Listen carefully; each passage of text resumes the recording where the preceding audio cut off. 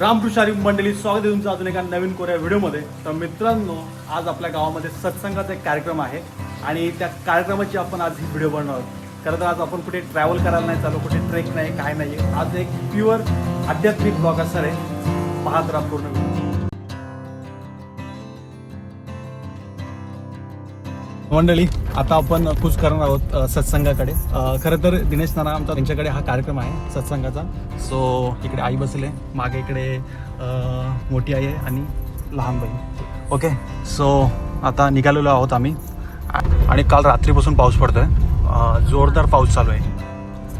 Okay, तर आता आपण पोहोचलेलो आहोत ज्या ठिकाणी सत्संगाचा कार्यक्रम आहे त्या ठिकाणी.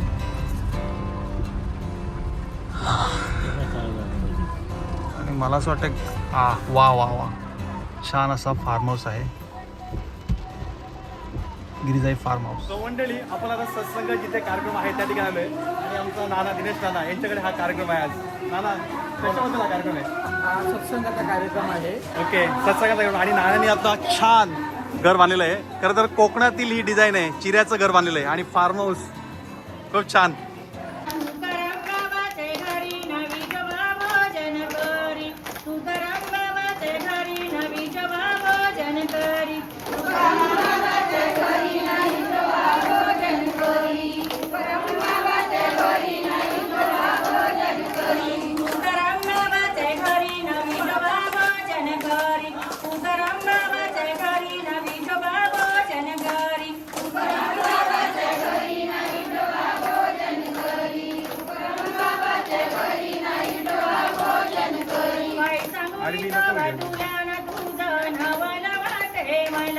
काय सांगू का बाजूला ना तुझं नवल वाटे मला.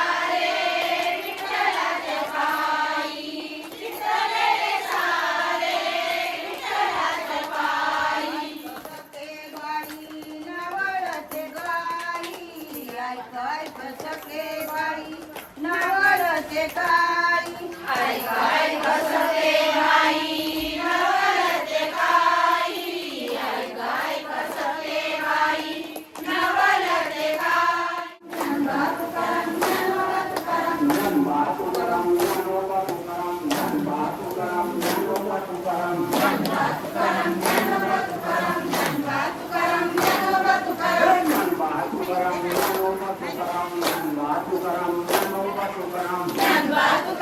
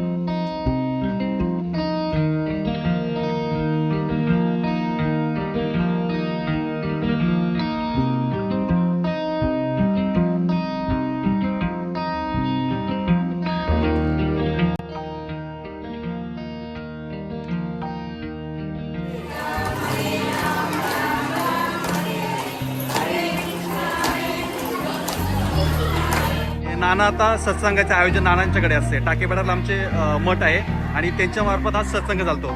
तर नानाला आपण सत्संगाबद्दल विचारू. नाना, सत्संगाचा नक्की मुद्दा काय, म्हणजे सत्संग कशासाठी आपण करतो बसवतो?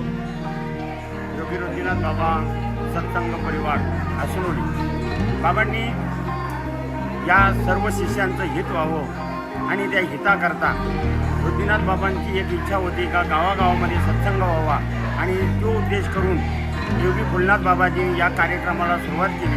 नवे या शहापूर तालुक्यामध्ये जवळजवळ 100 सत्संग झाले. कल्याण तालुका असेल, वाडा तालुका असेल, मुरबाड तालुका असेल, पालघर तालुका असेल, अनेक सत्संग भरवले. सत्संगाचा महिमा सर्वांना कळावा किंवा हे आपले आध्यात्मिक जे ग्रंथ आहेत ते ग्रंथ सर्व शिष्यांपर्यंत पोचावे हा उद्देश मनात ठेवून बाबांनी ही संकल्पना चालू ठेवली आणि ती संकल्पना वाढता आज जवळजवळ आपल्या अख्ख्या ठाणे जिल्ह्यामध्ये या सत्संगाचा महिमा आपण करत आहोत. सत्संग म्हणजे काय? चांगल्याची संगत करणे, चांगले विचार परिधान करणे, चांगले विचार परिधान करून आपले हित कशामध्ये, आपली या हिता जीवासे लागता धन्य माता पिता तयाजिया या उद्देशाप्रमाणे आपल्याला सत्संग करायचे.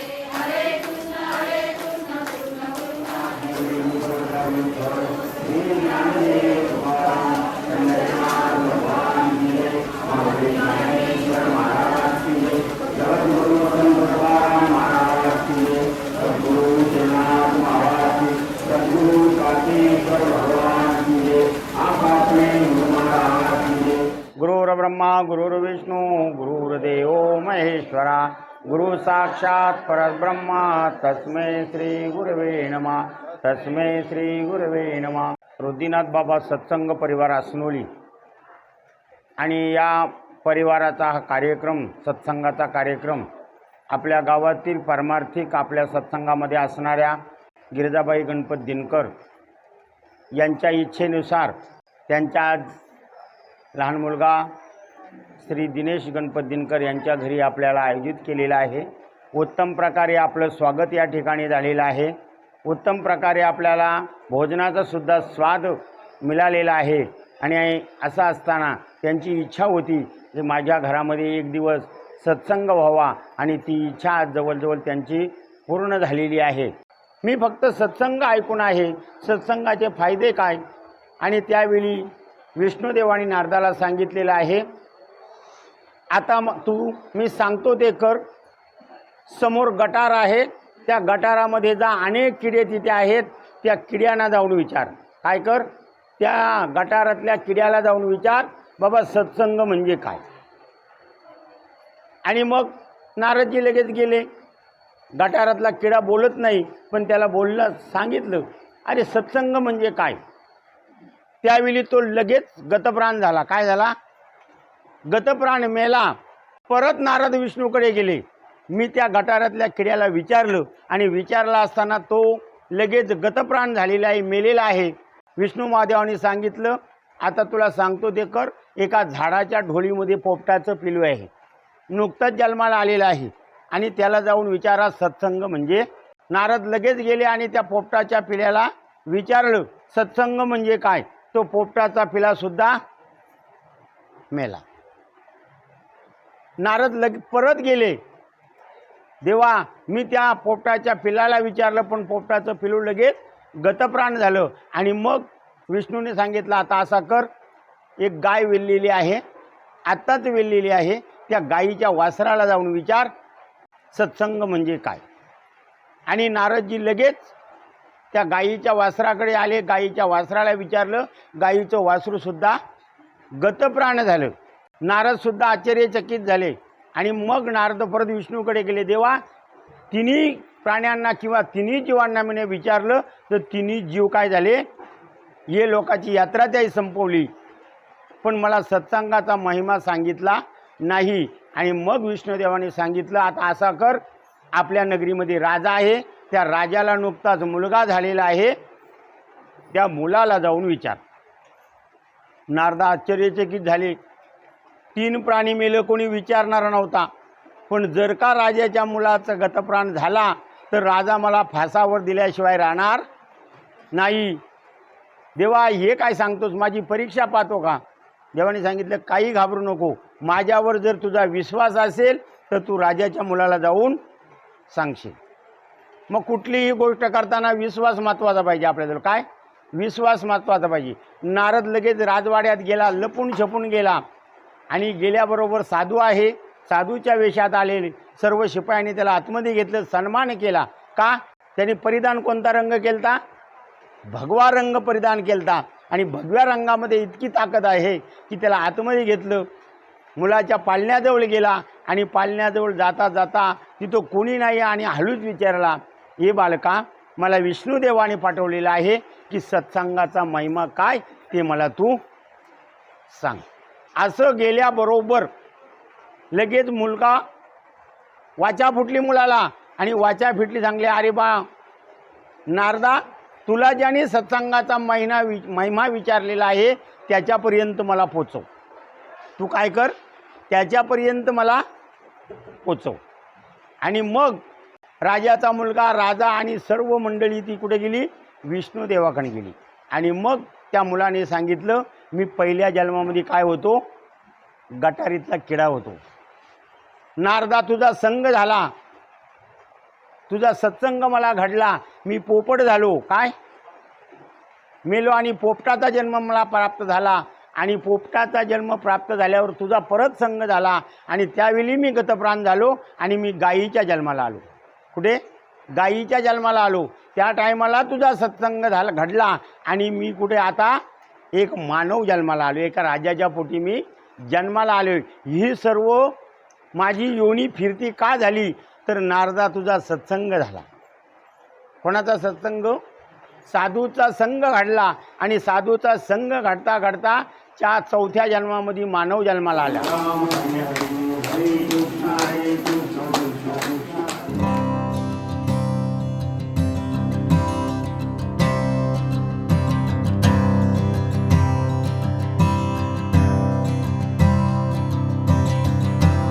ना सत्संगाचा कार्यक्रम आपल्याकडे झाला तर सत्संग म्हणजे नक्की काय, कशासाठी हा सत्संग आहे, जरा 2 शब्द आमच्या प्रेक्षकांसाठी तुम्ही सांगा. संतांचे विचार घरोघरी पोचावे यासाठी टाकी पठार मठाधिपती योगी रिद्धिनाथ महाराज यांचे शिष्य योगी फुलनाथ महाराज यांनी सत्संग ही संकल्पना सुरू केली. संतांच्या विचाराने प्रेरित झालेल्या लोकांच्या संगतीने अध्यात्माकडे वाटचाल अविरत सुरू राहावी हा त्यामागील हेतू आहे. माझ्या घरी आज सत्संग परिवाराने जी सेवा दिली त्याबद्दल मी अस्नोली सत्संग परिवाराचे मनापासून आभार मानतो. धन्यवाद.